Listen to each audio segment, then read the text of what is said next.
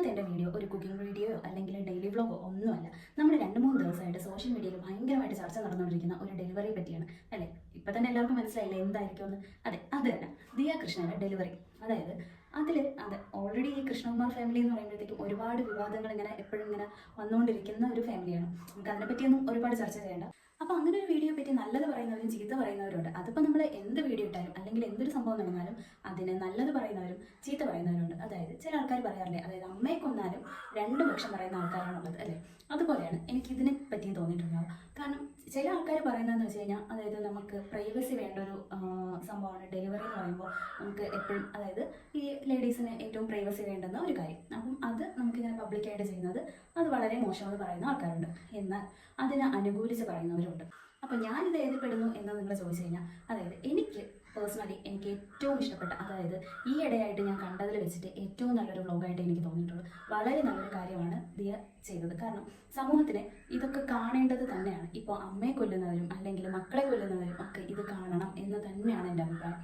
കുറച്ച് നാളുകൾക്ക് മുന്നേ ഇതുപോലെ ട്രെൻഡിങ്ങിൽ വന്ന ഒരു വിഷയമാണ്, അതായത് സ്വന്തം അമ്മയെ കൊന്നിട്ട് അവൻ പറഞ്ഞ ന്യായീകരണം, എന്നെ ജനിപ്പിച്ച കുറ്റത്തിന് ഞാൻ എൻ്റെ അമ്മയെ കൊന്നു എന്ന് പറഞ്ഞത്. അതെന്തിൻ്റെ അടിസ്ഥാനത്തിലായിരിക്കും അവൻ പറഞ്ഞിട്ടുണ്ടാവുക? അതായത് എന്നെ ജനിപ്പിച്ചു, അതുകൊണ്ട് ഞാൻ എൻ്റെ അമ്മയെ കൊന്നു എന്ന് സിമ്പിളായിട്ട് പറഞ്ഞു, അതവിടെ കഴിഞ്ഞു അല്ലേ. അപ്പോൾ അങ്ങനെയുള്ള മക്കൾ ഉറപ്പായിട്ടും ഇത് കാണേണ്ടത് തന്നെയാണ്. എത്രത്തോളം വേദന അനുഭവിച്ചാണ് ഒരു അമ്മ മോനെ പ്രസവിക്കുന്നത് അല്ലെങ്കിൽ മോളെ പ്രസവിക്കുന്നതെന്ന് ഉറപ്പായിട്ടും അത് ഇങ്ങനെയുള്ള ആൾക്കാരെ കാണേണ്ടത് തന്നെയാണ് എന്നാണ് എൻ്റെ ഒരു അഭിപ്രായം.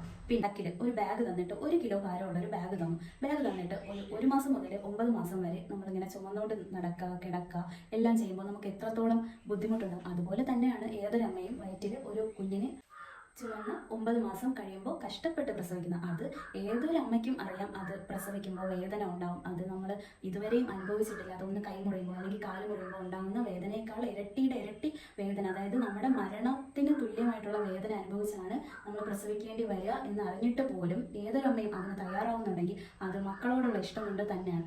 അപ്പോൾ അങ്ങനെയുള്ളത് എന്നിട്ടാണ് നമ്മുടെ ഈ സമൂഹം ഇത്രയും, അതായത് ഇപ്പോൾ കാണുന്ന, നമുക്കിപ്പോൾ പണ്ടൊക്കെ അമ്മയെ മോൻ കൊല്ലുന്നു അല്ലെങ്കിൽ മോള് കൊല്ലുന്നു അല്ലെങ്കിൽ തിരിച്ച് സംഭവിക്കുന്നു, മക്കളെ അമ്മ കൊല്ലുന്നു, അതൊക്കെ നമുക്ക് ഭയങ്കര പേടിപ്പെടുത്തുന്ന ഒരു സംഭവമായിരുന്നു. ഇപ്പം നമുക്കത് കാഷ്വലായിട്ട്, അതായത് കേൾക്കുമ്പോൾ തന്നെ ഓക്കെ അതിപ്പോൾ അങ്ങനെയാണല്ലോ, എല്ലാ ദിവസവും കേൾക്കുന്നതാണല്ലോ, അങ്ങനെ ആയി തുടങ്ങി. അതായത് ഇപ്പോൾ അത് കാഷ്വലായിട്ട് ഓടിക്കൊണ്ട് ഇരിക്കുന്ന ഒരു സംഭവം. അങ്ങനെ ഒരു നമുക്കൊരു പേടിയുണ്ട്, അങ്ങനെയല്ല, അതായത് കേൾക്കുമ്പോൾ ഒരു പേടി, ആസ് യൂഷ്വൽ എന്ന് തോന്നുന്ന ഒരു കാര്യം. അപ്പം അങ്ങനെയുള്ളവരൊക്കെ ഇത് കാണട്ടല്ലേ, കണ്ടിട്ട് എങ്ങനെയാണ്, എത്ര കഷ്ടപ്പെട്ടിട്ടാണ്, എത്ര വേദന സഹിച്ചിട്ടാണ് ഓരോരുത്തരും. ഇതിപ്പോൾ സുഖപ്രസവത്തിൻ്റെതാണ് കൂടുതലും, അതായത് ദിയായിട്ടിരിക്കുന്നത്. പക്ഷേ അപ്പോൾ ചില ആൾക്കാർ പറയുമ്പോൾ സിസേറിയൻ സിമ്പിളല്ലേ. ഒരിക്കലും സിമ്പിളല്ല സിസേറിയൻ, ഒരിക്കലും സിമ്പിളല്ല. നമുക്ക് എങ്ങനെയാണോ സുഖപ്രസവം അതുപോലെ തന്നെ വേദന, അതായത് ആ ഒരു അനസ്തീഷ്യയുടെ ടൈമിൽ വേദന ഉണ്ടാവില്ലെങ്കിൽ പോലും കുറച്ച് കഴിയുമ്പോൾ അനസ്തീഷ്യ മാറുമ്പോൾ നമുക്ക് എത്രത്തോളം വേദന അനുഭവിക്കാൻ പറ്റും അത്രത്തോളം വേദന തന്നെയാണ് നമ്മൾ സിസേറിയൻ കാര്യം അനുഭവിക്കുന്നത്. അതുകൊണ്ട് രണ്ടിനെയും നമ്മൾ ബഹുമാനിക്കണം. ഓക്കെ, അതൊക്കെ പോട്ടെ.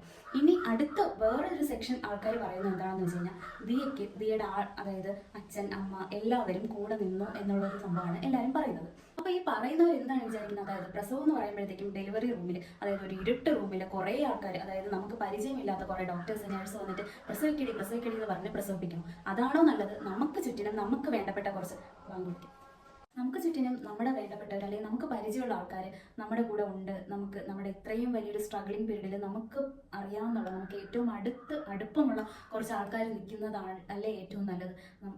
അതോ ഈ ഇരുട്ട് റൂമിൽ പ്രസവിക്കണം, ആരും അറിയാൻ പാടില്ല, അച്ഛൻ അറിഞ്ഞാൽ പ്രശ്നമാണ്, അല്ലെങ്കിൽ അച്ഛൻ കണ്ട പ്രശ്നമാണ് എന്തിനാ അങ്ങനെ ചിന്തിക്കുന്ന? അതിൻ്റെ ഒരു ആവശ്യമേ ഇല്ല. കാരണം എന്ന് വെച്ച് കഴിഞ്ഞാൽ ദിയ തന്നെ ആ വ്ളോഗിൽ പറയുന്നുണ്ട്, എനിക്ക് ഇഞ്ചക്ഷൻ വെച്ചപ്പോൾ അച്ഛൻ തടവി തന്ന പോലെ എനിക്ക് തോന്നി, അപ്പോൾ എനിക്ക് എൻ്റെ വേദന എനിക്ക് മാറി എന്ന്. അതായത് ദിയയ്ക്ക് അത്രയും പ്രിയപ്പെട്ടതാണ് അച്ഛൻ. അപ്പോൾ അച്ഛൻ കൂടെ ഉണ്ട് എന്ന് കാണുമ്പോൾ ഒരു ആശ്വാസം കിട്ടും. അതുകൊണ്ടാണ്.